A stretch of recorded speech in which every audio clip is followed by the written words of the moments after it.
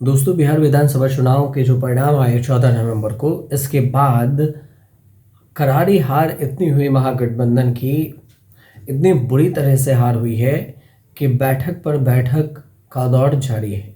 महागठबंधन में कांग्रेस अलग बैठक कर रही है, आरजेडी अलग बैठक कर रही है, और जो वीआईपी है मुकेश सहनी की पार्टी, उनका तो क्या ही कहना, क्योंकि एक भी सीट नहीं आए, ना ही वोटिंग परसेंटेज ठीक ठाक रहा। लेकिन पहले ही डिप्टी सीएम का डिमांड वो रख चुके थे।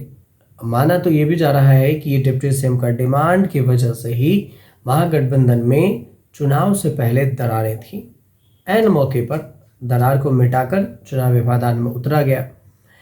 लेकिन असर ये हुआ कि चुनाव में अच्छे खासी परफॉर्मेंस नहीं रही। भीड़ जरूर दिखती थी, लेकिन ये भीड़ वोटर्स नहीं बन सकी, ना वोटर्स में तब्दील हो सके। अब जो चर्चा है वो ये कि जब कांग्रेस अध्यक्ष मल्लिकार्जुन खड़गे के साथ राहुल गांधी के बंद कमरे में बैठक हुई, तो कई सारी चीज़ों पर सवाल उठाए गए और पूछा गया जवाब। हार के पीछे की वजह पर मंथन हुई है, जिम्मेदारी लेने पर मंथन हुई है, और साथ साथ जो क्षेत्रीय, जो ग्राउंड पर नेता हैं जो काम कर रहे थे, उन्हें जोरदार फटकार लगाए गए। ये सूत्र ये भी कहते हैं कि राहुल गांधी गुस्से से सभी नेताओं को फटकार लगाए। लेकिन इन सब के बीच में केसी वेणुगोपाल हैं, जो कांग्रेस के महासचिव हैं।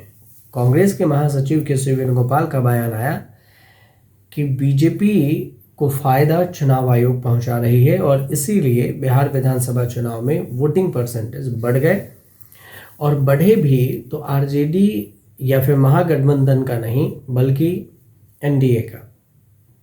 तो एनडीए में कम वोटिंग के साथ ज़्यादा वोटिंग परसेंटेज के साथ ज़्यादा सीटें आई है, जबकि महागठबंधन में ज़्यादा वोटिंग परसेंटेज के साथ कम सीटें आई हैं। तो ऐसा कैसे हो सकता है? कई सारी सीटों को लेकर सोशल मीडिया पर शेयर किया जा रहा है। उसमें ये कहा जा रहा है कि कहीं 10 सीट, कहीं 25, कहीं 27, कहीं 100 सीटों से महागठबंधन के उम्मीदवारों को हराया गया। तो ये सब प्री प्लान था चुनाव आयोग का। केसी वेणुगोपाल ये भी ठेकड़ा फोड़ रहे हैं कि अगर चुनाव निष्पक्ष होता तो इतने बुरे तरीके से परिणाम सामने नहीं आते।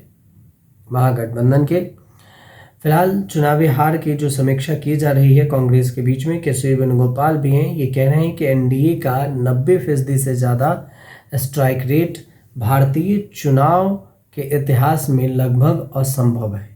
केसी वेणुगोपाल ने आरोप ये भी लगाया है कि पूरा चुनावी प्रोसेस संदिग्ध है और चुनाव आयोग की भूमिका एक तरफा दिखी है।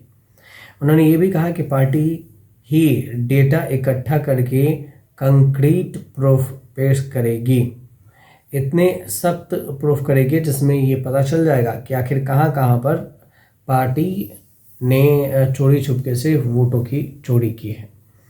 केसी वेणुगोपाल बयान ये भी देते हैं कि जनता भी इन नतीजों को मानने को तैयार नहीं है। उनका दावा था कि कांग्रेस को बिहार भर से शिकायतें मिली है।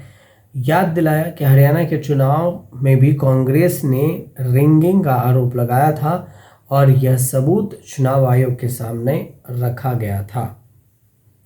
इसके अलावा जो राहुल गांधी के चुनावी नैरेटिव है, उस पर बढ़ता दबाव भी दिख रहा है। राहुल गांधी की जो पूरी कैंपेन है वो थी वोट चोरी पर। वोट चोरी, ईवीएम, इसके अलावा वोटर लिस्ट, चुनाव आयोग, और इन तीनों पर राहुल गांधी बार बार चुनाव आयोग को निशाने पर लेते रहे, चुनाव आयोग से सवाल पूछते रहे, एनडीए पर आरोप लगाते रहे, और एनडीए और चुनाव आयोग की मिली भगत की बात होती रही। लेकिन जो नैरेटिव सेट किया गया उसका असर ज़मीन पर देखने को नहीं मिला। परिणाम ये हुआ कि वोटर्स नहीं बदले, और कांग्रेस को जो भीड़ दिख रही थी वो भीड़ वोटर्स में तब्दील नहीं हो सकी। नतीजे में कांग्रेस हार गई, महागठबंधन हार गई। उसमें भी न सिर्फ हारी है बल्कि बहुत ही बुरी तरीके से हारी है। अब इसी की समीक्षा हो रही है। कांग्रेस का जो अगला कदम है वो डेटावार होगा, और डेटा इकट्ठा करने के बाद ही पता चलेगा कि आखिर कहाँ पर, किस सीट पर, कितनी जगहों से कांग्रेस है जो हार चुकी है।